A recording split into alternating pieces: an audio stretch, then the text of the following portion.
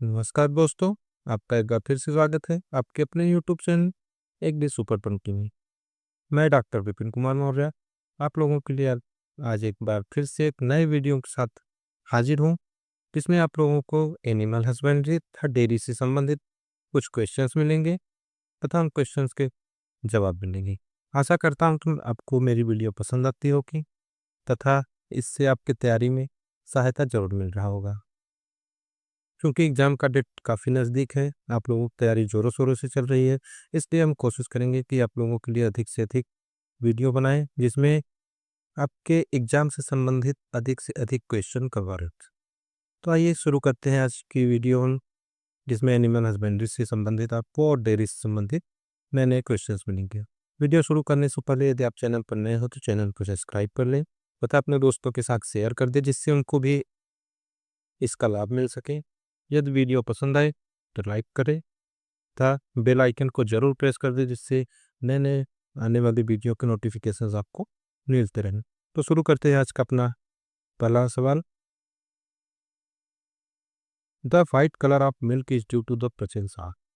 कहने का मतलब है कि मिल्क का जो वाइट कलर होता है वो किसकी प्रेजेंस के कारण होता है, तो उसका सही ऑप्शन है casein. The sugar constituent of milk is. Milk का मेन शुगर कॉन्स्टिट्यूएंट क्या है? इसका सही ऑप्शन है lactose. Milk is deficient in which of the following element. Milk में निम्न में से कौन सा एलिमेंट नहीं पाया जाता है या किसकी डेफिशिएंसी होती है? इसका सही ऑप्शन है iron. Fat globules in milk are present in the form of. Fat milk में फैट ग्लोब्यूल्स किस फॉर्म में पाए जाते हैं वो यहाँ पे पूछा गया है, तो इसका सही ऑप्शन है इमल्सन। इमल्सन के रूप में फैट जो होता है वो मिल्क में अवेलेबल होता है। Protein in milk are present in the form of. Milk में प्रोटीन किस फॉर्म में पाया जाता है? इसका सही ऑप्शन है colloid. Lactose and minerals in milk are found in the form of. Lactose और मिनरल मिल्क में किस फॉर्म में पाए जाते हैं? इसका सही ऑप्शन है सॉल्यूशन। सॉल्यूशन के रूप में लैक्टोज और मिनरल मिल्क में खुले हुए रहते हैं। Milk is poor source of. Milk किसका पुअर सोर्स है या किसकी बहुत कम मात्रा मिल्क में पाई जाती है? तो इसका सही आंसर है iron and vitamin C. The best crop for silage making is. Silage, जैसा कि आप सभी लोगों को पता है कि हरे चारे को जैसे अचार के रूप में सुरक्षित संरक्षित करने की क्रिया को साइलेज कहते हैं। इसके लिए सबसे बेस्ट क्रॉप होता है मेज। मेज जब फ्लावरिंग स्टेज में होता है तो उसमें सबसे ज़्यादा कार्बोहाइड्रेट पाया जाता है। उस अवस्था में हम उसको छोटे छोटे कुट्टी के रूप में काटकर, चारे के रूप में काटकर उसको गड्ढे में दबा देते हैं, जिससे वो अचार के रूप में संरक्षित हो जाता है, तो उसको हम साइलेज कहते हैं। The temperature of artificial vagina for semen collection should be.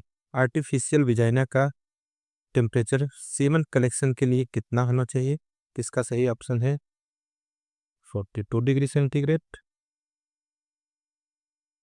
The first clone of an adult animal, जिसकी सीप था इज, मतलब सीप का फर्स्ट क्लोन जो एडल्ट था उसका क्या नाम था? उसका नाम था Dolly. The biggest compartment of A ruminant stomach is. Ruminant stomach जो होते हैं या फिर कहने वाली कह सकते हैं जुगाली करने वाले जो भी पशु होते हैं, उसमें उनके पेट का सबसे बड़ा पार्ट कौन सा होता है? सही आंसर है रूमन। उनके पेट में 4 कंपार्टमेंट पाया जाता है, रूमन, रेटिकुलम, ओमेजम, एबोमेजम, जिसमें कि रूमन सबसे बड़ा कंपार्टमेंट होता है। The boiling point of milk. Milk का बॉइलिंग पॉइंट कितना है? इसमें ऑप्शन है 100 degree centigrade, 100.17 degree centigrade, 99.9 degree centigrade and 101 degree centigrade. दोस्तों आपको किस करना है, किसमें से कौन सा है? इसका सही ऑप्शन है ऑप्शन बी 100.17 जबकि वाटर का बॉइलिंग पॉइंट 100 डिग्री सेंटीग्रेड होता है। तो इसमें आप कंफ्यूज मत हो जाइएगा कि वाटर 100 डिग्री सेंटीग्रेड पर उबलने लगता है तो दूध पीने पर ही बॉयल होने लगेगा, तो ऐसा नहीं है। The protein content of cholesterol in cow is approximately. जो गाय का कोलेस्ट्रॉल होता है, जिसको कि गाँव में प्योज कहते हैं या काविंग के बाद फर्स्ट मिल्किंग जो होती है उसको हम कोलेस्ट्रॉल कहते हैं। उसमें प्रोटीन का परसेंटेज कितना होता है, तो इसका सही आंसर है 12.8%। The fat content in double toned milk is, double toned milk में फैट की कितनी मात्रा पाई जाती है, डबल टोन्ड मिल्क में कितना परसेंट फैट पाया जाता है। इसका सही ऑप्शन है option C 1.5%। The fat content in toned milk, अभी हमने देखा डबल टोन्ड मिल्क में 1.5 पाया जाता है, जबकि टोन्ड मिल्क में इसका जस्ट डबल होता है 3%।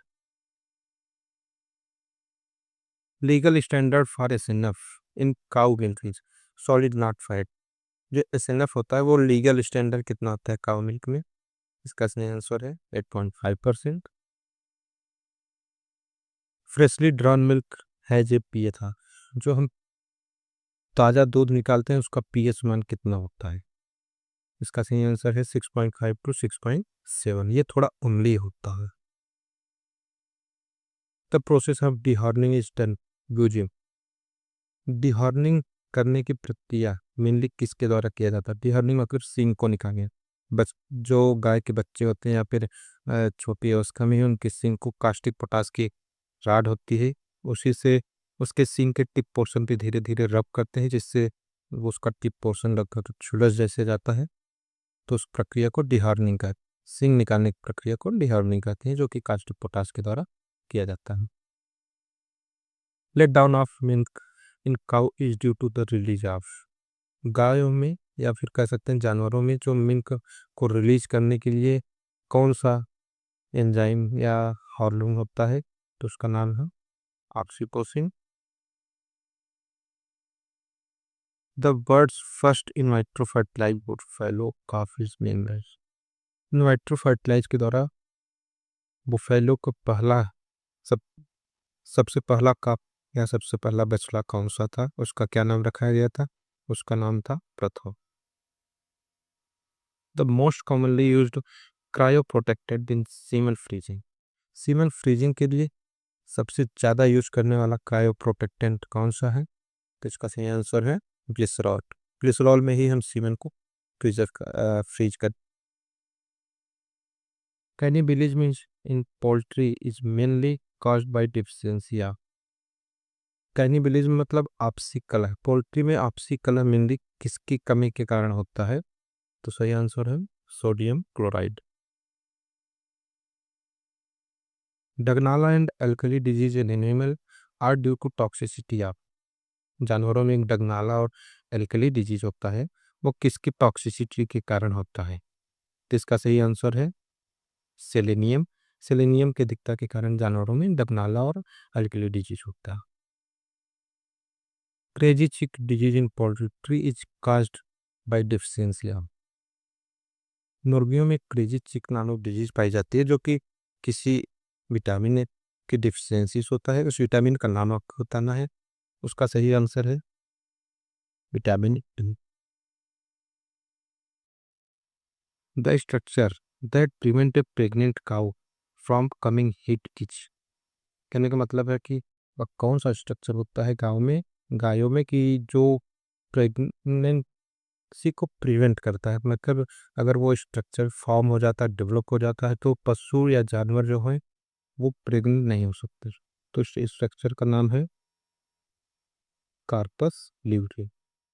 जानवरों में जब कार्पस ल्यूटियम का निर्माण हो जाता है तो गाय हीट में आना बंद कर देती है, वही कार्पस ल्यूटियम को हम डिस्ट्रॉय कर देते हैं, तो उसके 21 दिन के बाद हमारी गाय या हमारा जो जानवर है वो फिर से हीट में आ जाता है। Animal protein factor is also known as, animal का जो प्रोटीन फैक्टर है उसको हम किस और नाम से जानते हैं, उसका सही आंसर है cobalamin. Scientific castration is done using, scientific वैज्ञानिक कैस्ट्रेशन किसके द्वारा किया जाता है, इसका सही ऑप्शन है बर्डीजो कैस्ट्रेटर। कैस्ट्रेशन मतलब तथ्याकरण। Which protein is the main structural component of skin and connective tissue, skin and connective tissue के बीच में कौन सा प्रोटीन मेन स्ट्रक्चरल कंपोनेंट काम करता है, इसका सही ऑप्शन है कोलाजिन।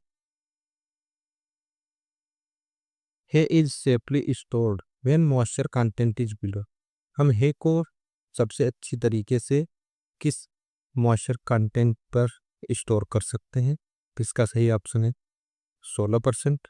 हे जब हम खड़े चारे को ही छाया में सुखाकर उसके न्यूट्रिएंट कैपेसिटी को एज सच रखते हुए हम स्टोर करते हैं तो उसको हम हे कहते हैं। इसमें मॉइस्चर कंटेंट जब 16% होता है तो सबसे सेफ स्टोर करने लायक दिखता है।